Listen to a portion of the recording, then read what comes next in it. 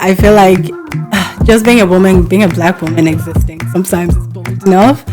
But if I'm to give you my own personal one example, I suppose, was quitting a cushy, comfortable corporate job with a sweet, sweet income to work fully on Umojalinn.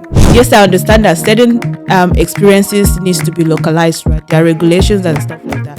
But fundamentally, they understand how that industry works, right? So they have the skills already. Now is how can you take on that talent and develop that talent? So I try to show my heritage anywhere I can, any way I can. And so it was through clothing. Clothing was one of the ways. Welcome back to On the Couch with Abby. Of course, I'm your host, Abidemi Taiwo. I'm excited about this particular episode because we are going to be celebrating International Women's Month 2025. And I will be joined by three incredible women who are, making moves and breaking barriers in their respective fields. This episode is in collaboration with APNI, African Professional Network Ireland, and you're going to be feeling inspired and motivated by the end of this. So welcome, ladies. And I have to say you're all looking radiant, but I'm going to come back into that later. Can you just do a quick short intro? Just one sentence will be fine. Okay, I'll take the floor. My name is Meneliswa, but everybody calls me Liswa McDonald. I'm the co-founder of Umojalinn, which we'll talk about in a little bit more detail in a few minutes. Personal life, I'm a wife. I'm a dog owner. So all-round entrepreneur, a fashion lover, which we'll dive into as well, and a scientist. Oh, wow. Nice. Brilliant. Thank you. So hi guys, my name is Soribe-Nwosu. I am one of the co-founders of Umojalinn, but actually before that, first of all, I am a mom of one. Who is one? That's and so I am Nigerian born, raised in Ireland since the age of 10, and that's me for now. Fabulous. And yourself? Hi everyone, my name is Edima and I currently serve as the president of the African Professionals Network of Ireland. As Abby said, I am the first female president. I'm really excited to be here today and to chat to the rest of the ladies here. I've been in Ireland for 10 years now, way too long. The plan was to be here for 2 years and jump ship, head back home. But it sounds like I'm having a great time here in Ireland, and I'm very sure I'll have a great time here today as well. Absolutely. Oh, thank you so much, ladies, for the intro. Love it. Loving it. So we have diverse women sitting here with me. Can I just say, ladies, you're all looking radiant. And I cannot help but notice the Umojalinn girlies with their outfit. Like you're like, can you tell me what's going on there with this blouse? Love the green. So I suppose it's a suit, right? So it's a two-piece suit. Yes. You guys said smart casual. So the top is smart, the bottom is casual. So is the bottom meant to be like a trousers or skirt? Yes. So suit trousers, yeah. I need one of those. Fabulous. Pounces. Thank you very much. So it was made by a Nigerian brand called Mulawan.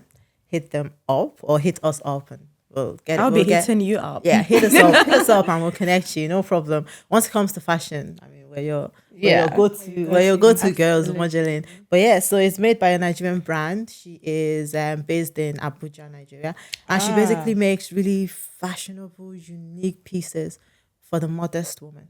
Wow. Yeah, so it's she's just amazing. Yeah, great. Don't worry. Great after this. Okay, so let's get right into it, girls. Obviously it's International Women's Month, in the month of March, and we really would just want to talk about making bold moves. So is that a time where you feel like you've done something, very brave, something bold and courageous? If there's just one example that you can share with us, whether in regards to your business or even in your personal lives. Who would like to start? I'm laughing because I feel like just being a woman, being a black woman existing, sometimes is bold enough. But if I'm to give you my own personal one example, I suppose, was quitting a cushy, comfortable corporate job with a sweet, sweet income to work fully on Umojalinn. So to dive into the entrepreneurial world with a strong idea, good faith in myself, in the brand, in our business, our partnership, and just really that. So that would be for me to date. That would be the boldest move I've taken. Yeah. Yeah. I'll definitely say that is a bold move. That is bold. Stepping away from a steady income into full-time entrepreneurship, I would definitely say isn't a walk in the park. So good on you. Good on you. And we'll be hearing more about that shortly. Congratulations. Anybody else? For myself, I think the boldest move that I've made so far, it's not even moving from Nigeria at such a very young age. I think is putting my hand up to serve as the president of APNI. I did anticipate there are much learning that I'll be, experiencing in the journey. And I didn't anticipate, say, how much I'll be stressed as an individual, but I love it, right? So far, it's one of the boldest moves that I've ever made, right, in my life. You know what? As you were saying that, one thing that came to mind is that for anyone else, because we just can't assume that people know what APNI is. Could you actually quite share? Because APNI, African Professional Network Ireland, is a non-profit organization. So you are actually working as a volunteer. So it's not that, you're getting some sort of income. So can you tell us a bit about the role that you're in briefly, please? Thank you very much, Abby, for pointing that out. It's a voluntary role. Nobody gets paid. Yeah. President is a very fancy title. Yeah. But you tend to be the last person that locks the door. APNI is a non-profit organization run 100% by volunteers. And our mission and vision is to create a platform where we can resource the African professional and the African entrepreneur here in Ireland. Just taken aback, as shared my story earlier on, I came here as a student, and you pretty much find out that you need to know someone to open that door for you, whether it's your first job, whether it's the first check for your investment, for your business. APNI is here creating that platform for the African in Ireland to collaborate, to connect, and to empower, whether it's for your career, whether it's for your business ventures. I sit as the president here today, but I have an amazing team behind me that makes everything at APNI possible. We jokingly say APNI is our 5 to 9, right? Because we all have a full-time job. Of course. We have our careers, but we're very much excited in terms of what we do. And we have created a lot of impact within the community. And I'll be very much happy to share that today. Great. Fantastic. And I'm going to quickly go back to Chinua about your bold move. My bold. The reason that question is so difficult is because I feel like back-to-back bold moves. Back-to-back bold moves. But I suppose if I'm to pick one decision that has had many, many impacts would be the decision I made after my master's, right? So anyways, by what I studied biomedical engineering, undergrad and master's. Oh, wow. First class. Oh, wow. I love how you know that. So that was what I studied, but I never used my degree, right? So as I was rounding up the masters, I had I knew I wasn't going to use it, right? So I went straight into finance. And after from finance, I still remained in finance, but fintech. So I went on to work with financial technology business, right? Wayflyer, which is one of Ireland's, unicorns. So that decision I made not to use the degree, even though, from my family, everyone is a doctor, right? You're either a doctor, a lawyer, or an engineer, right? So making that decision that, I'm not going to use this degree and I'm going to go into finance, right? I'm going to take this risk and go in and start as a financial engineer. That was huge. And that has really impacted everything because I've learned so much, so many skills that we've now used in Umojalinn, and it just keeps impacting me over and over and over again. So I think that was my boldest move. Stepping away and saying, look, let me just... That is quite bold.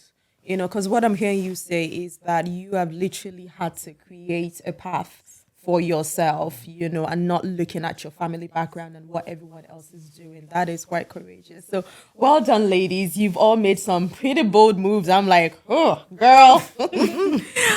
Okay, so Umojalinn, is an African brand, right? You are so passionate. I mean, obviously, with even looking at you girls, very Afrocentric. The passion is there. I can see it. So, could you tell us, kind of like the inspiration that goes behind it? Because it's so much more than looking cute, right? Of course. So, if you could tell us a bit more, I'd love to hear a bit more about that. Yeah, so Umojalinn, how it started. Well, okay, the more about us or what inspired Umojalinn. Yeah. Again, we're Africans, right? So, well, Afro-Irish now, but we both moved to Ireland when we were very young, right? And myself, I'm Nigerian, so I'm South African, and we're very proud. Well, myself, I'm a very proud Nigerian, very proud Igbo girl, right? So I can tell. So moving to Ireland was almost a shock. Check out her earrings. It's With the Igbo colors. Yes. So like you've just said, I wear things that would, I suppose, show my background, right? So when we came to Nigeria, I moved to Tolomo. It's like the village. Oh, right? wow. So it's in the Midlands in Offaly. You're like one of the few black people in the community. That was then. Now there's a lot more black people, right? Of course. So I try to show my heritage anywhere I can, any way I can. And so it was through clothing. Clothing was one of the ways, right? And since we couldn't access it, then started to start making them, right? So that was how it started for myself. Then was just making these clothes for myself, and then eventually people were interested. And then, of course, then Meneliswa in college, and then outside. Okay. So Shina's kind of touched a little bit on it. So my background, I'm originally from South Africa, moved to Ireland at the age of 11, and we didn't connect until college, but very similar background in that African born, came to Ireland at a young age. Our parents decided to take us to the middle of nowhere. Grew up in County Clare in a small village called Killaloe. I lived in Ennis for a bit as well. And similar to Tullamore, there just wasn't really many Africans around me, many South Africans, many Zulu. So in the same way that she's a proud Igbo girl, I'm a proud Zulu girl. And the struggle there was just finding things that made me feel like me.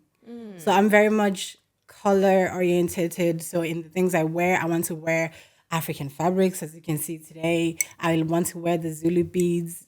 Every other day I'm wearing beads one way or another. So yeah, that was just a struggle. Back home, my grandmother was a bead maker and she was also a tailor. So I learned a lot of skills from her. So with just a few things that I had, started making things for myself. Other people were interested and started making things for other people. Went to college, met Shina, similar background. And I suppose one thing that kind of drove us like towards each other is that like courage, but that African pride. Like we're very proud in who we are, proud in who we are as women, proud in who we are as Africans. Like we represent our respective cultures really well. So yeah, we came together. Then we were like, okay, not only are we making these things, but there's other people in college who have similar backgrounds like us, Africans that came to Ireland, regardless of whatever age they came. They're looking for these products. Yeah. They would see us in the hallways. They'd be like, oh, where did you guys get that jumper? Or where did you get those earrings from? And then we're like, guy, wait a minute. There's a market there. Yeah. There's a market there. So that's that is the founder or origin of Umojalinn. So just two African girls that moved to Ireland and were struggling to find things that allowed them to rep their heritage. And they decided, you know what, we're going to do something about it. We're going to make it. As we made it, other people were interested. So we started making it. So that's how we started. We've since evolved to become this platform and community of African designers. So it wasn't just us. We started working with other African designers in Ireland. There was African designers in South Africa, African designers in Nigeria, who we rep proudly. So what we are now is we're a community of African fashion designers. We help African designers to work better. We help them to improve their businesses financially. We streamline their operations in terms of how they work. And then from the buyer side, for Africans like us in the diaspora with our strong purchasing power, we're there to say, well, actually, here's a streamlined way that you can get this product without the wahala and the stress. Love it. With everything that you've said, one word comes to my mind, and it's identity. Because, as women, one thing a lot of people struggle with, humans in general, but us more so as women, Black women especially, identity can be a big thing where, especially with us, like I know you came 10 years ago, but even at that, that's still a long time. But with you growing up in Ireland, I can definitely relate to that, where you're not Irish and you're not Nigerian. Because if you were to go into Nigeria today and you step out, before you say a word, they would know that you're not from here. Even, I speak Yoruba very well, right? But even with my Yoruba, I can tell you that people would still know that. This They say it's in the skin. That skin hasn't been in the sun that long. And at the same time, you're not Irish because you can't really you'll be able to I always say this, especially in the workspace where, maybe perhaps every Friday or every now and then people want to go out. I don't see myself as that person who want to go down to the pub all the time. It's just not my thing. But that's such an Irish culture. And there's so many things as well that you just feels like you don't fit here, you don't fit there. So that's what I'm hearing you say, identity is like the roots of the start of, or the foundation rather, of the Umojalinn brand. So that's amazing. Is there anything you'd like to say in regards to that, Edima, based off your experience in regards to identity? I think when you talk about making bold moves, identity plays such a big part of it, as I heard you both speak. If you're not confident in your identity, and to be confident in your identity, you should define that for yourself, right? In as much as, yes, I'm African, I've lived in Ireland, I've lived in Ukraine, I've had so many experiences. You have to define your identity for yourself. Yes, How long did you live? Don't skip that part. How long did you live in Ukraine for? I was there for 4 years. That's where I had. I am. So my undergraduate degree is learning this about is you, in Edima. computer science, and I did that for 4 years. I was in Ukraine for 4 years, and then I moved to Ireland. So when I say I moved when I was very young, I moved at 18 for my degree in Ukraine. Yes, before I moved to Ireland. So with all of those things, right? So you've been out of Nigeria for quite a while as well. Yeah, I have been. So imagine growing up there, as you talk about, growing in the different counties which you did, the only Black person and all that, you stand out clearly. But when you don't define your identity for yourself, when you stand out, you become confused because there are a lot of things around you that will cause you to be confused. And then when you're confused, you pretty much lack confidence, right? And when you lack confidence, you cannot make the bold move that we're, talking about today. So identifying what your identity looks like, pun not intended, but being very confident in your identity, meaning creating your own identity for yourself, empowers you to make those bold moves, right? So as you mentioned, you're a proud South African, right? You're proud that you grew up here in Ireland as well. Counts clear. All of those things makes you who you are, right? You're not in spite of those things. They form your identity. And I love the name of your brand. And we're chatting earlier on. I love how you have the Umoja one, which is Swahili, right? And then the Lean one, which is the Irish. So that's a blend of your identity. That's who you are. Nobody can come to you and be like, oh, you're not this, you're that, or you can only be this and you can't be that. So no. So in terms of identity, that's pretty much it. You have to be grounded in your identity before you are even able to make bold decisions like they have, right? To create a brand that now creates an impact for other people. Yeah. So can I come to you, Edima, still speaking on identity, it's really it's kind of like who you are, and it really pushes through to other aspects of your life, right? So would you say that would obviously being a leader, within the APNI space, does that have an impact, or how does that help you lead authentically in that kind of space? Because you're dealing with, I just mentioned this as well, that you're obviously, you guys are in partnership with different corporate organizations. So you are actually going in there as an African to make way for, African professionals in Ireland to be able to give them that representation, would you say? It's very important. It is very, very important as a leader, and as in an organization like the African Professional Network of Ireland. You are a voice, you're a representation. And one thing I say to the team, which they are very amazing at, is that we represent what an African company looks like in Ireland, right? APNI has been existing for 10 years now, believe it or not.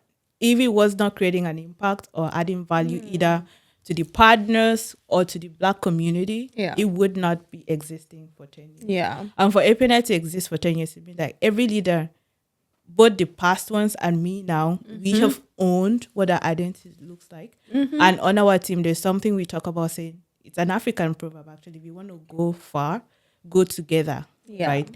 So we think of it that way, that when we step into rooms to talk to companies, right, we are not there to compromise. We are not there to code switch. We are not there to talk about policies that would just be on a piece of paper and would not translate into impact.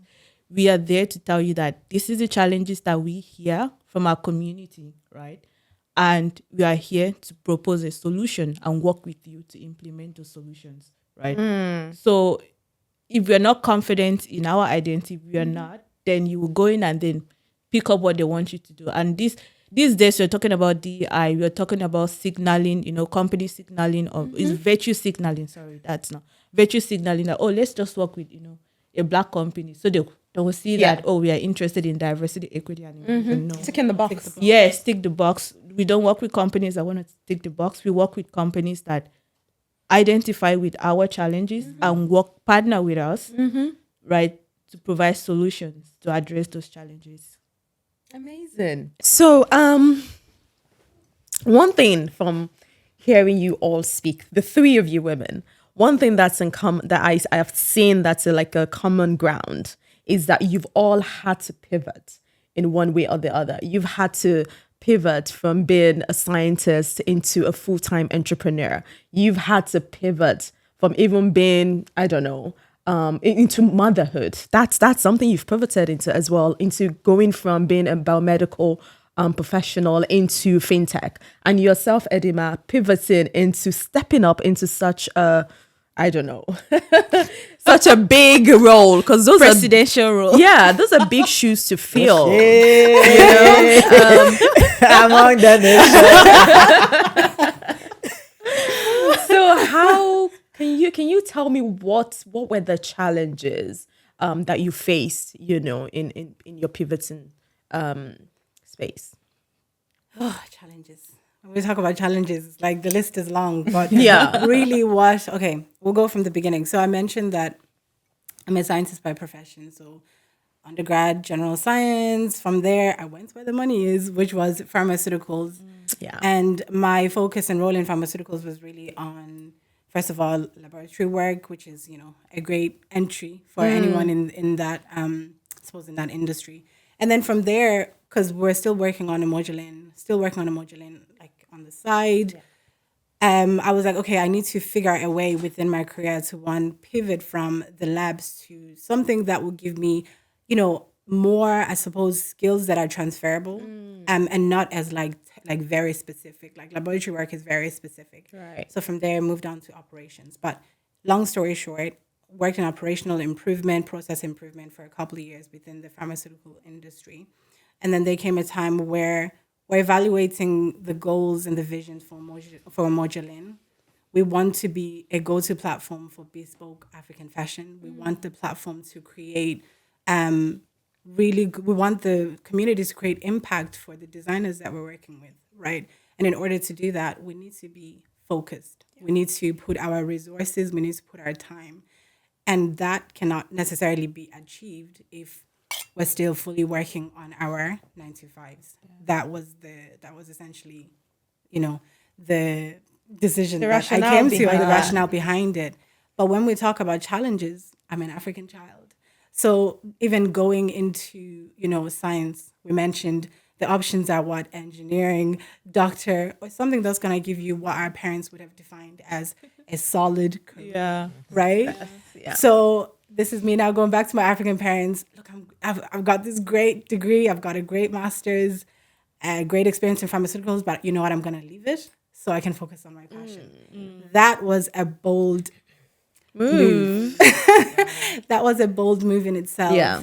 But the things, so aside from obviously knowing it from a logical side of things that I need to do this for Umojalinn, the things that really helped was knowing who I am as a person. So daring to show up as myself. I know that I'm someone who has a great idea and I truly believe in this idea and believe the impact it can bring and the value it can bring to the market that we want to serve. Therefore, I'm taking that decision, that intentional decision to bet on myself. From another side of the challenges, we talk about black tax. I don't know if anyone knows the definition. Tell us what it is. You know.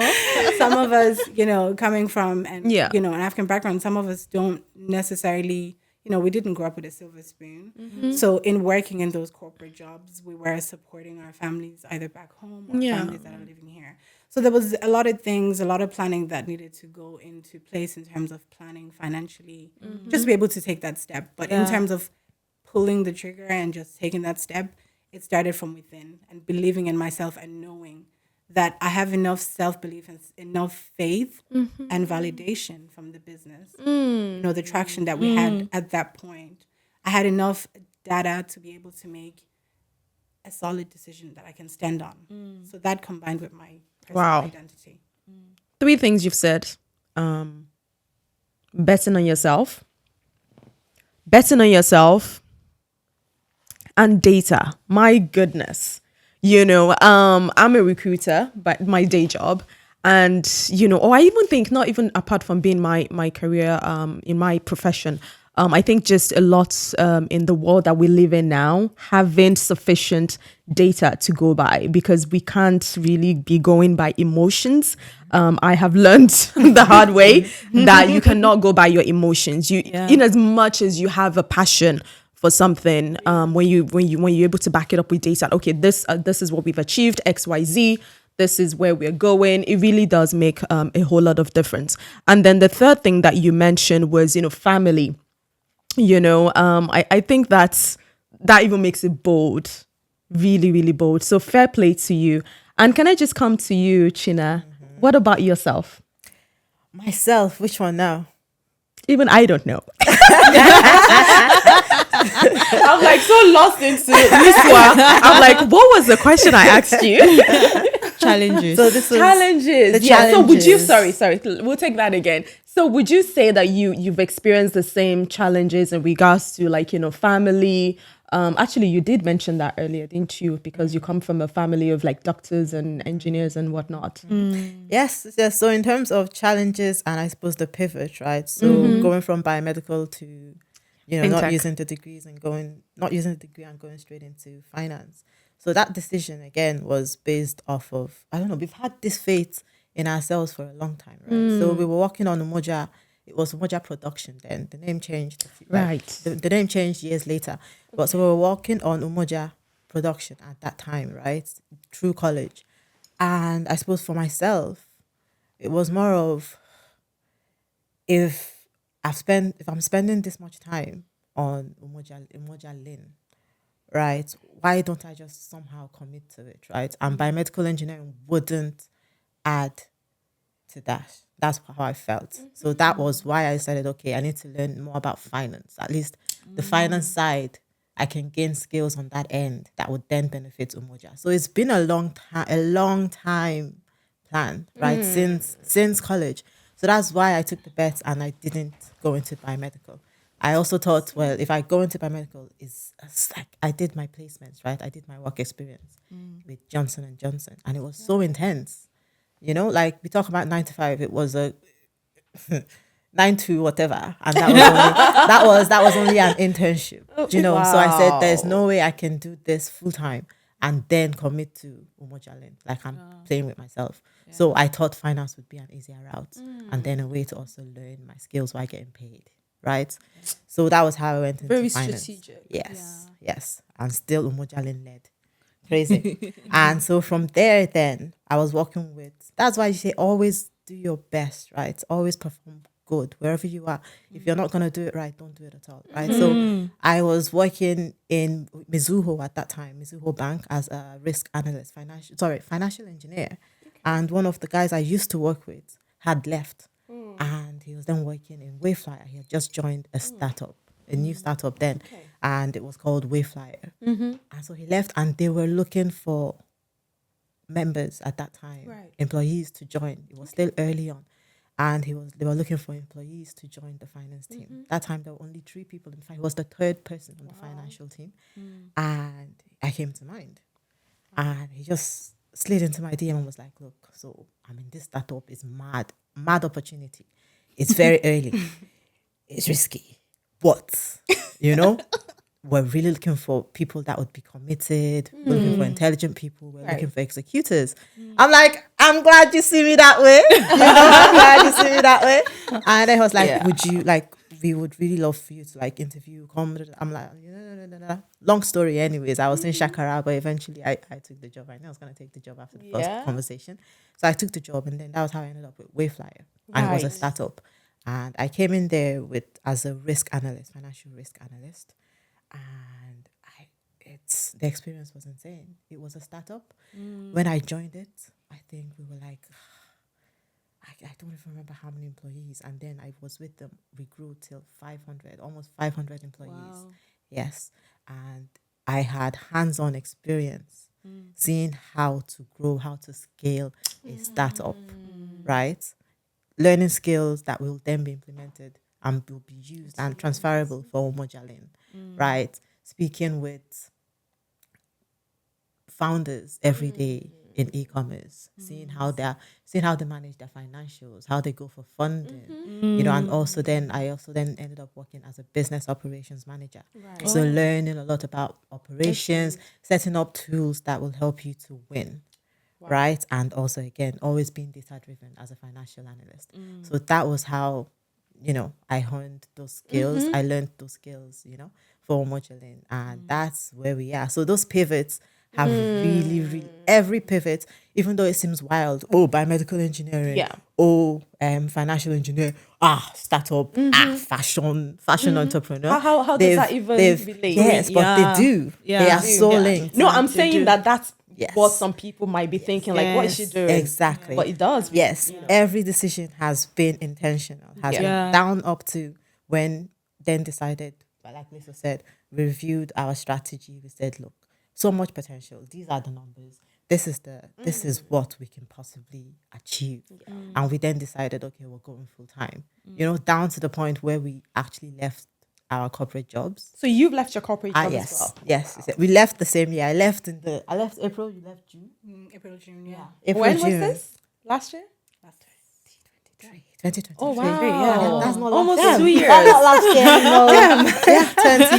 2023. Yeah. Up to even down, like every single decision we've made, has been driven by purpose, right? And driven by what vision and faith in ourselves, So yeah, even though the pivot sounds and looks insane and but it's been intentional. It's been calculated. I have to add something to that. Please. One beautiful thing that has helped us in making those pivots, right, is the self-belief. Yes. That hype. Yes. Our Umojalinn catch-ups will be, right, this is what we do today. We're able to do this because, just last week we had a presentation in front of investors. A new experience, fun experience, not really fun experience. So we're looking at each other. We're like, okay, what are we going to say? We can do this. We're in a room full of how many white men? We can do this. We're promoting our very, very black product. We can do this. So having that self-belief and constantly hyping yourself. If you're not your biggest hype man. You mentioned something earlier about identity. If you don't know who you are, the world is going to tell you who you are. Yeah. In the same way, if you don't hype yourself, the world is not going to hype you. Yeah, it's true. It's true. Yeah. Because hyping yourself shows that you have confidence, right? Yeah. And there's nothing more attractive than confidence. And even more so a confident Black woman, right? So love that. Preach. Yeah. And in just to add, so in that hyping yourself and the confidence. So there's the false confidence, right? And there's the hype.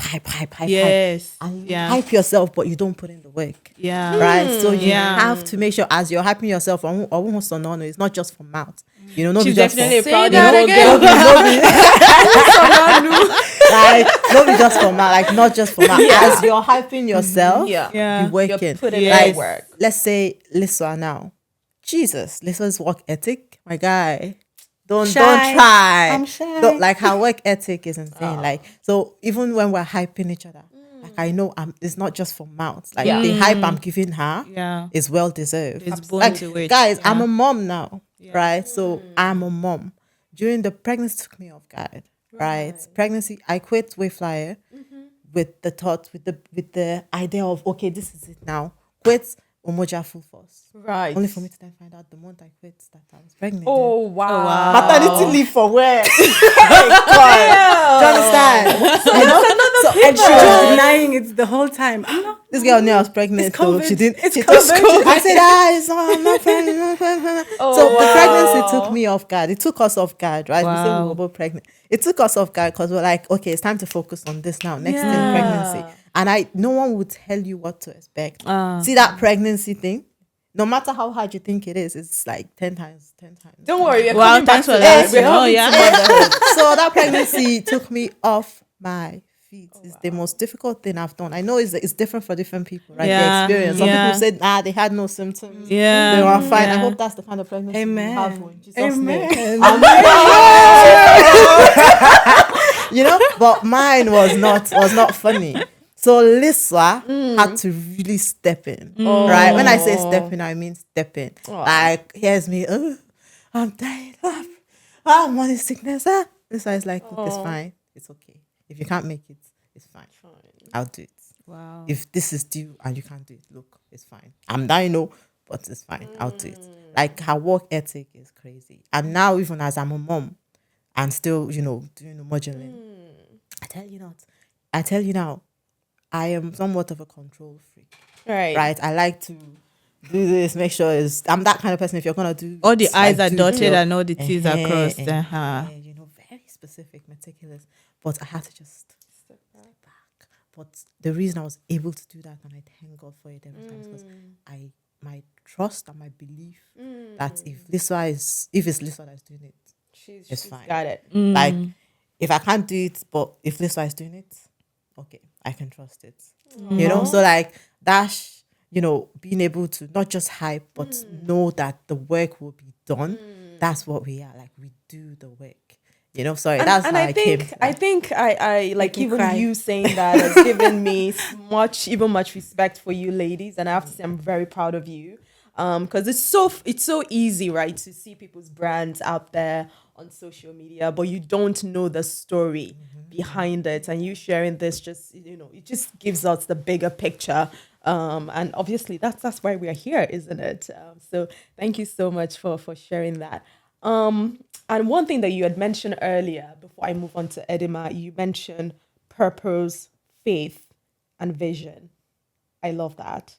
Because obviously that's you saying that is what is behind, all of this work that you're putting into it. And I can very much, and I'm sure so many other people will be able to relate to that. So what about you, Edima? Pivoting. Pivoting, yes. I've had to pivot several times, right? Whether it's career, personal life. For the role where I currently play at APNI, I've had to pivot from being an individual contributor in my career, in my 9 to 5, right?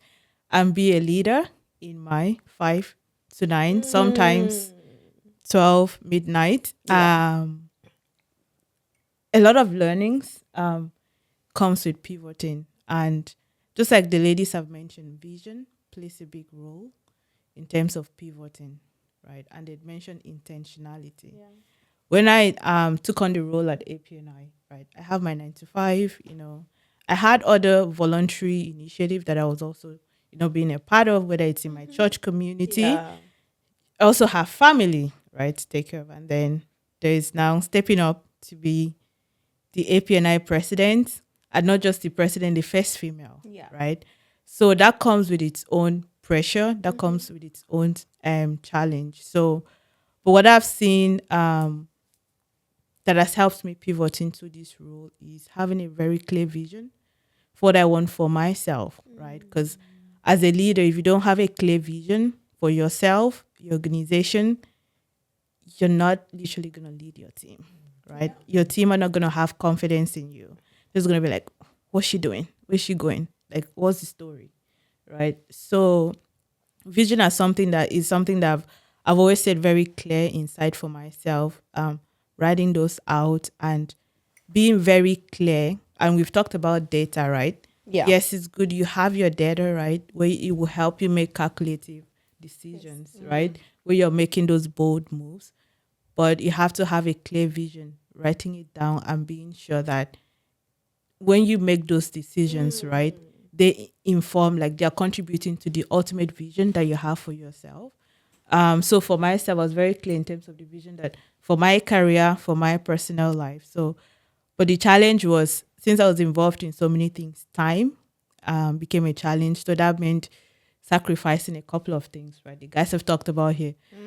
Sacrificing stability of an income, right? So for me, sacrificing, well, I didn't have to sacrifice my full-time job. My day job for APNI. But there are other things where you sacrifice. It's a give and a take Catching as up well. with friends. Catching up with friends, yes. Catching up with friends. Working late, like I said, you have your career where you have to contribute, and perform greatly at. And then you also have this incredible organization where I'm so sold into the mission, I'm so sold into the vision that even when I'm like, oh, look, I scroll through Instagram. Wow. I see my friends are off somewhere doing stuff. Must be nice. And then I'm like, literally, it must be nice. And I have to work on slides, pretty much for, a partner, a company we're going to chat to, or work on slides where I'm going to present at an event, or just, checking up on the team to make sure that we're on track in terms of our deliverables and all that. Yeah. So I had to pivot to sacrifice more, learn to sacrifice more, because I've bought into the vision. Right. Yeah. I love that. Buying into the mission and the values of what APNI represents. Because, if you didn't buy into that, then you won't be able to stand firm in your role. It's something that you've said about sacrifice. It's something that even maybe perhaps after 3 months into the role, you could say, oh, I'm giving this up. Because it is a voluntary space or voluntary role that you are taking. Do you understand what I mean? There's no monetary incentive. Like, let's put it there, right? Nobody goes into your bank account. Yeah. If anything, money goes out. But but the impacts that we've created, right, is what gets us sold into it a lot, right? That makes the late nights worth it, right? That makes the extra mile worth it, right? So like the guys have mentioned it, vision, believe in yourself, right? Believing in myself. All the roles that you've mentioned that you've had, right, has played a part into where you are today, right? For me at APNI now, I see it as a learning ground for me, because you never know. I could be the CEO, right? The first Black CEO here in Ireland. You just never know, right? So every moment, every skill, every opportunity that you get, right? Like Shanna said, do the best work that you can do, right? So that tomorrow, when you're up there shining, like it makes sense. As I was listening to their story, I was like, it makes sense that they're the founders of Umojalinn, right? Because like all your experiences, right, from the finance and learning, and then pitching presentations and stuff, those things, they play a part. But if I were looking at your story, right, as you were going through those journeys, like these girls, they don't know what's going on, right? So, thank you so much, Edima, for saying that. And I have to say to you as well, I'm very proud of you. Thank you very much. Of the work that you've done. Because, we did say it even on a personal level, the sacrifices. So well done, girl. Thank you. Thank you. Why are you saying thank you? Thank you. You said well done, so I said thank you. Right. Okay. So, one other aspect that I want us to talk about, we've talked career, we talked leadership, we've talked, having an identity and all of those things and pivoted, is obviously we're all women, right? So when it comes to marriage, having a family, all of this plays into your career, right? Am I right in saying that? So obviously, I know you recently got married, didn't you, Liswa? Recently enough. Yeah, just over a year ago. Just over a year, and now you've become a mother, and now you're, I'm sorry. I'm sorry. Why? Tell me why you're sorry. laughing. Tell me. Let's open it up for discussion. I was like, what is she gonna say? But, She said, sorry. Navigating. Oh God.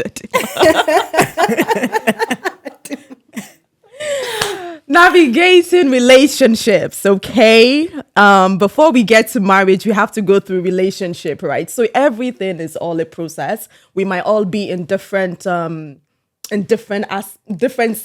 the process, but we are all going to go through the process one way or the other. So tell us a bit about motherhood before we round up, Tina, because you did say that, it was a difficult pregnancy and all of that stuff, because that's another way of pivoting. Tell us a bit, and we'll, because, especially for women in their 30s, as I said, for people who are dating, for people who are just getting married, for people who have starting a family, for women, especially for Black women, it can be a difficult one.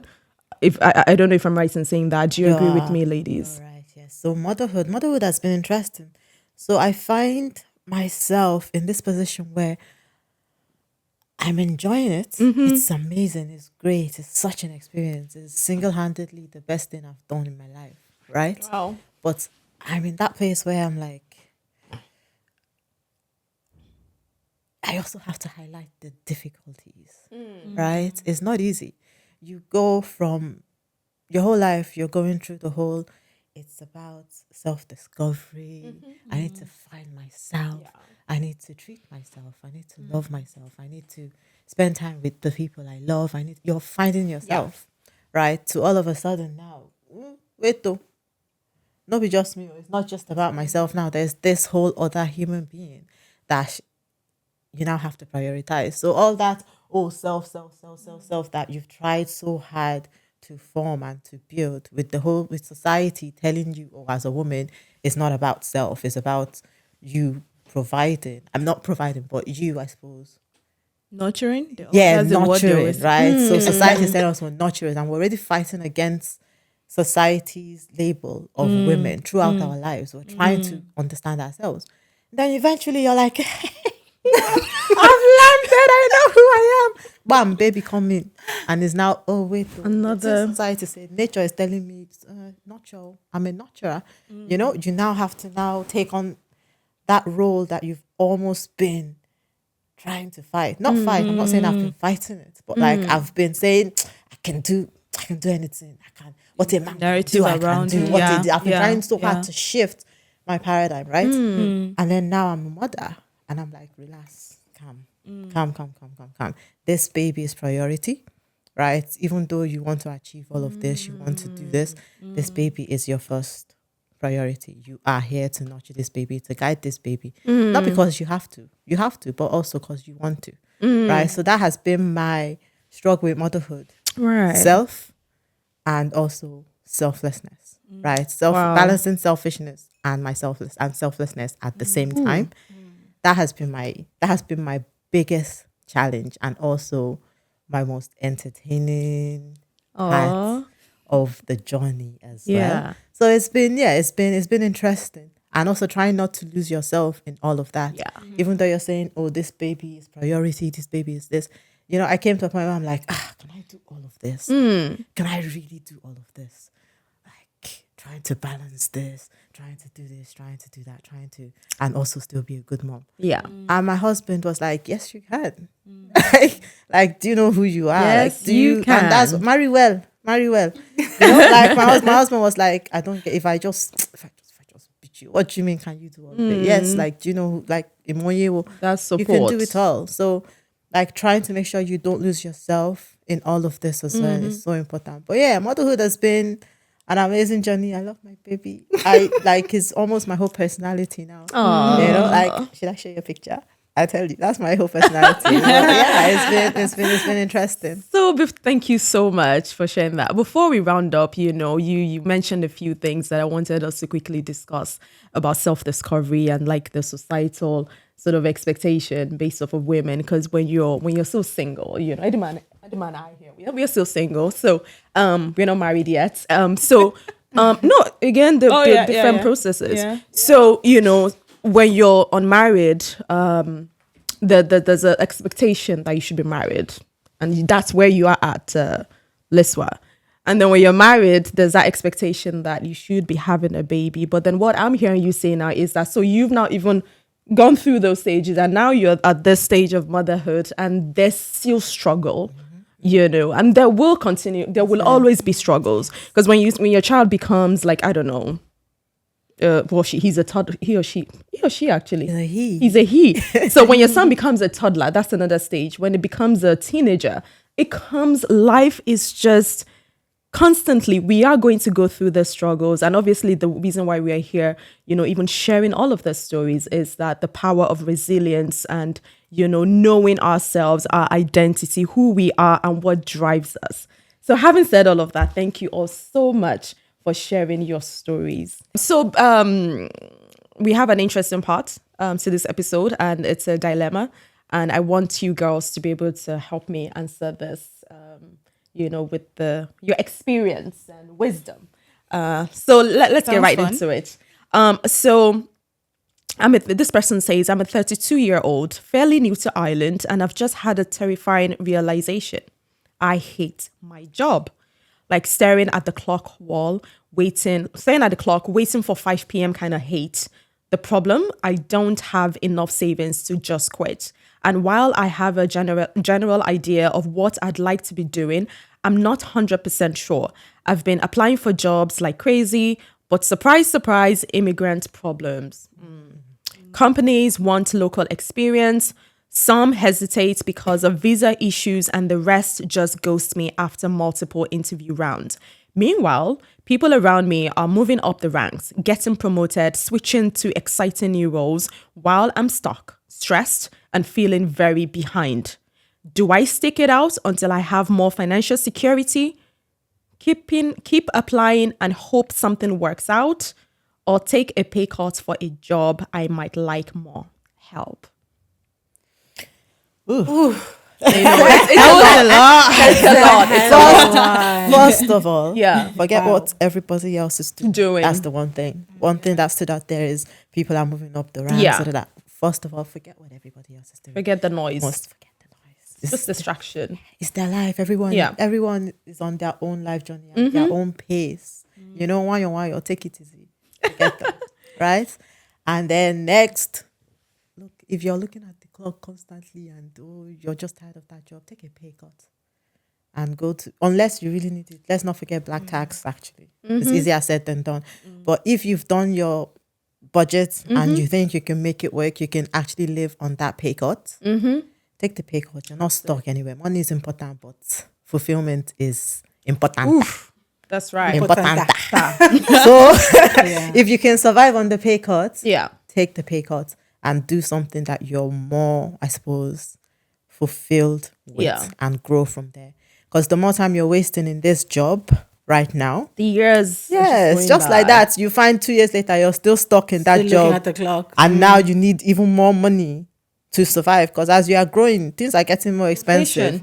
Inflation. More responsibilities. So the time always is now. If you can survive on that pay cut, take that pay cut. Yeah. Another thing I'll add to it is, so obviously the pay cut, she mentioned that she's new, so visa issues We know the struggle. It's not something where you just up and leave your job. You need to see if that pay cut will sponsor you, things like that. So obviously, look at it from a technical aspect as well. But the other thing is connections. She mentioned that she's been dropping CVs and, you know, looking at what to do, trying to figure that out. Shina mentioned that one of the jobs that she ended up going to, like one of the greatest pivots, I would say, to date, was through a someone from her connection. So just being in a position where you can improve and increase your network, especially useful network, APNI is great for that. You can find people that can connect you to the roles that you're interested in. You'll find someone who's working into something that you're thinking of applying for. All of a sudden, you have an internal insight. So just connection. It's not just an Irish thing. It's a global thing. You need to, you know, work on your connections as well, especially when you're trying to climb the corporate ladder. Yeah. I'm going to chip in there. He said APNI is a place to be. Yeah. But I think just reflecting on the story, mindset is very important, right? You said you sit and you look at the clock and all that. And have you had a conversation with your manager, right? To sort of understand, is it from your workload, what's causing it?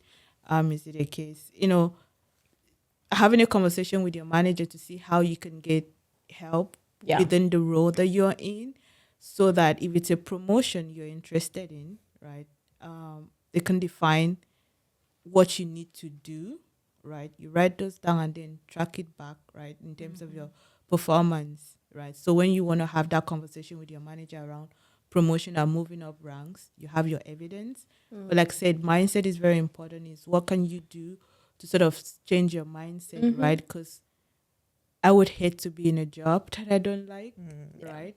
And in as much as I say that there's no useless job, but it can be tormenting, it can be a torture to be in a job, even be in a company where you do not like and you just feel stuck, like you said, right?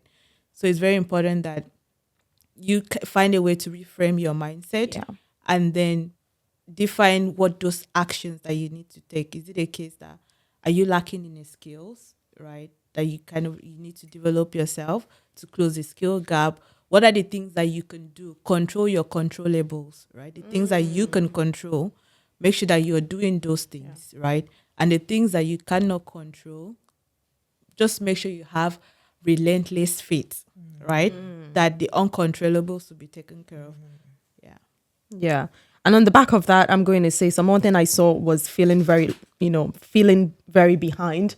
Is definitely don't feel behind, as Gina said. You know, everyone is running their own race. I mean, you've all shared your stories here, and we wouldn't even have thought, because everyone carries their problems well. You know, we're not walking around with our problems, so definitely don't do that. Have a change of mindset, as you've said.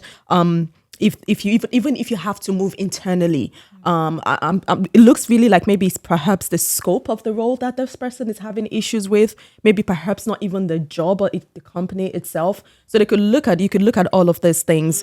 That visa thing is such a big thing as well, because again, it's a tricky one. Sorry, say that again. The visa, like she mentioned, the visa is definitely a tricky one. It's such a tricky one, and also the not having the non-Irish experience. Yeah. Right? With the work we do at APNI, we collect data these days through our Career Day initiative, and we found that within our community, right, 70% have postgraduate degrees. Yeah. Right. So postgraduate degrees, if you look at it in context, it means you're a master. It means you're an expert, right? Yeah. But then when we ask the question is, are you currently employed in a role that reflects your experience? Guess what the percentage is? 20.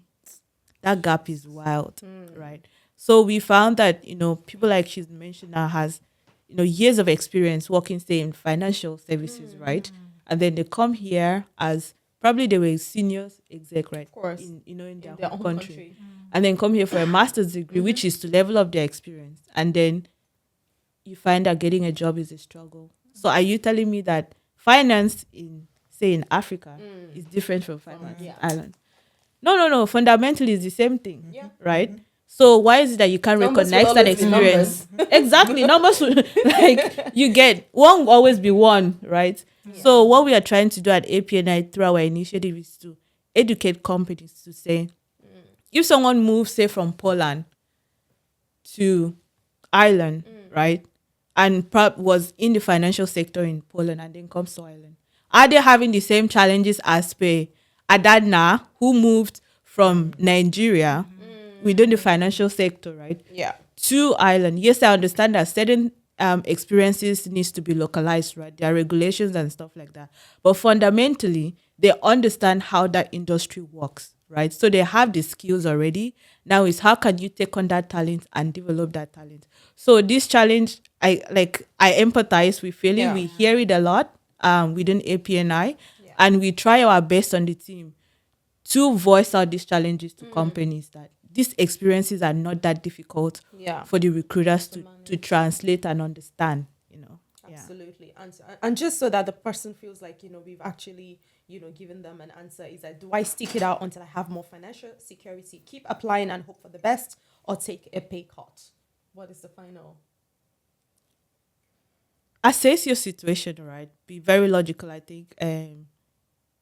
Like you said earlier on, is understand what your technical challenges are and what the technical solutions will look like, right?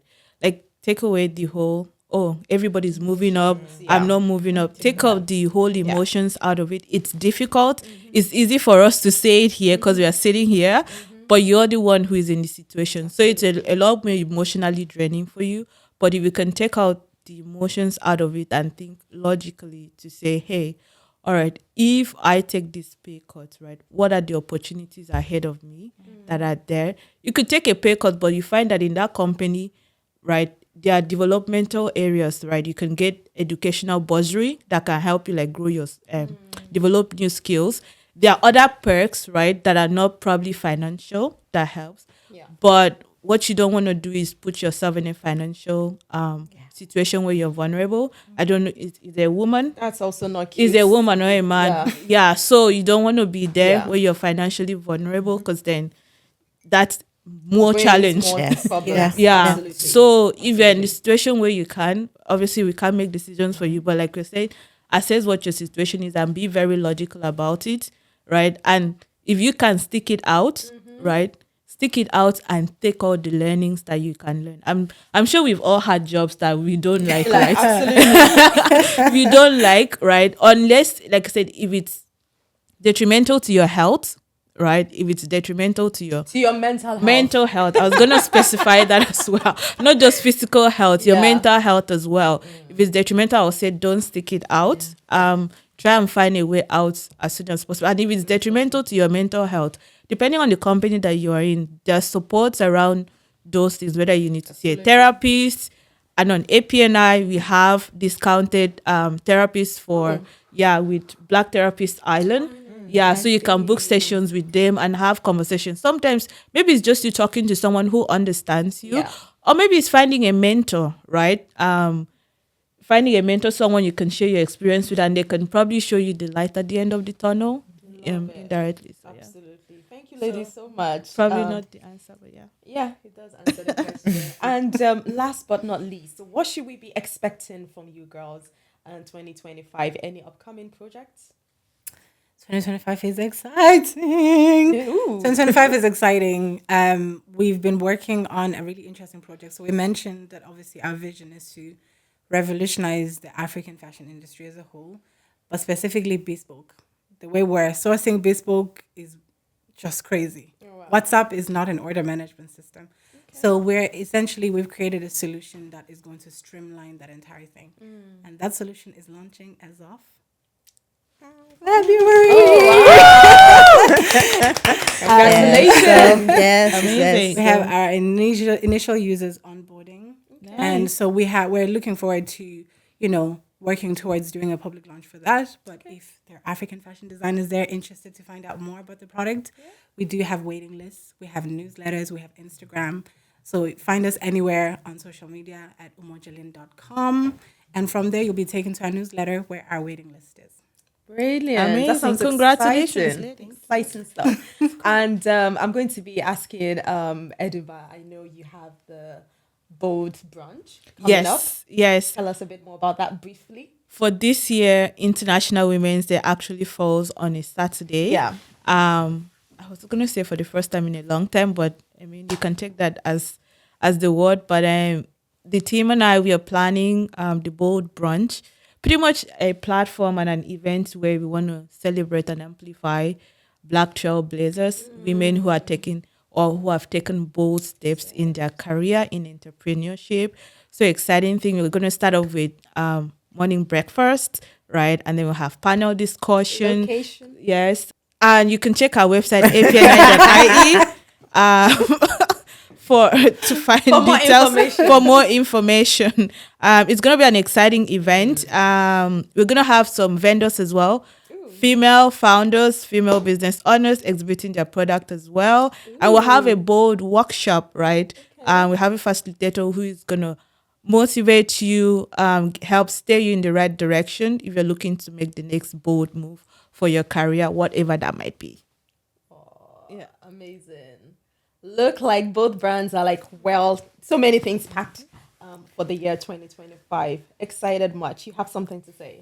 Just to add, while you're waiting and joining the waiting list for our products that we're working on, you can still come to us. We'll make your outfits while you're waiting. So you don't have to use the product, the digital platform, Right. to create your outfits. Just come to us, hit us up. Instagram, www.umojalinn.com. Anywhere you see us, let us know. I'm and telling we will. you today, I'm putting my order in. If you want Definitely. to know I what want you to- want, For the blouse. yes, I want no the problem. pantsuit. Just come to us and we'll facilitate that. We'll get your outfits done because you dress how you want to be approached. Ooh, love it. Absolutely. Thank you. Really appreciate it. And I really hope that you've been watching, I hope you've learned one or two things. I know I've definitely learned a lot, and I'm incredibly proud of these women sitting here with me. So thank you so much for watching On the Couch with Abby in collaboration with APNI.